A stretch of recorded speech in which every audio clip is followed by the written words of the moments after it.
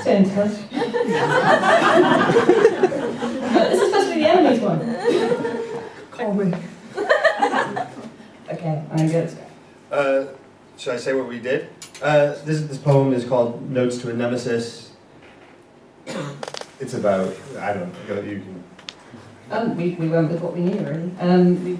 We went for a sort of supervillain theme, and the idea not entirely unchallenged in female fan bases, but really there was a sort of slightly homoerotic tension between enemies, sort of thing.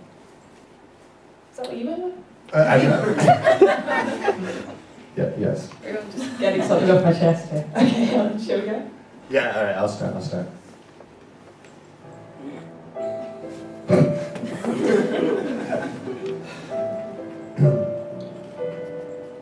And yet I want to see you again, if only to wrap in my arms, if only to hear one last breath, your eyes, green as shame before closing. How I worried when I met you, that my third ear, my garish legs would fast become a grip shift for those neat-nailed hands of yours. A smile is a shield, and like a shield can cover or casket. Our minds contain space and oceans dark but opposite. If you miss the tear, you miss the point. So come to me when the clouds crawl in like spectral sloths, when the Pyrex cracks in the oven. Meat, we are nothing but meat, hot on the table, cold on the ground. Where were you when the police came? When they took me away in standard issue cuffs and made me fill forms as though I were not a day god?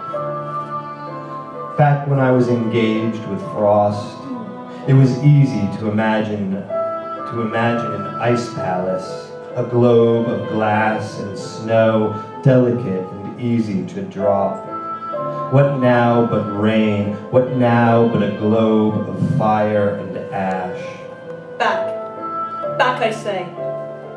And the worst thing is that you obey. Maybe you have found yourself and no longer fight as I do. Maybe I should help the trapped blackbird who, having hopped under my bike cover, is frantic and seven-bird, all a seizure, dashing his fine wings against pitiless plastic. Onward to the parade. Let the wild rumpus begin, the sad, constant march never end, so the broken-hearted living, the red balloon sagging in a corner. What is heavier than the human heart or the bald tires of a dozen useless Humvees? You burned my house down. I'd do it again. I'd hold my hand to the fire's black heart as though I were commanding it. And when you came back, maybe you'd think I was commanding it. Twisted dishcloth of my belly, half-buried bulb of my jaw, I would wrench off the furless front of me and guddle out all the kinked guts like yards and yards of chewed calamari. If it would help, if it would change me. Wasn't I a painter? Blue canal, red smear of breast, a wall of black you could fall into, a dot of light on the horizon, a train shuddering loose, a light you wouldn't hope to see.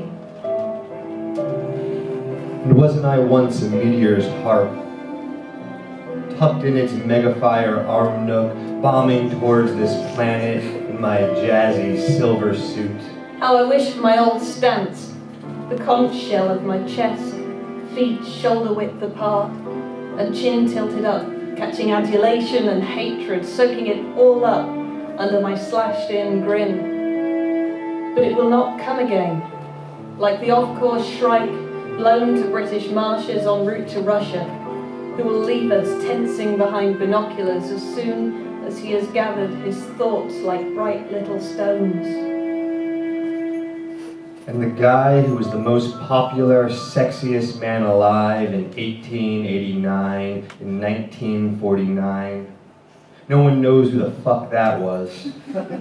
My wings bright and wide between the water tower and the moon, and how many looked up, who shuddered the name vulture.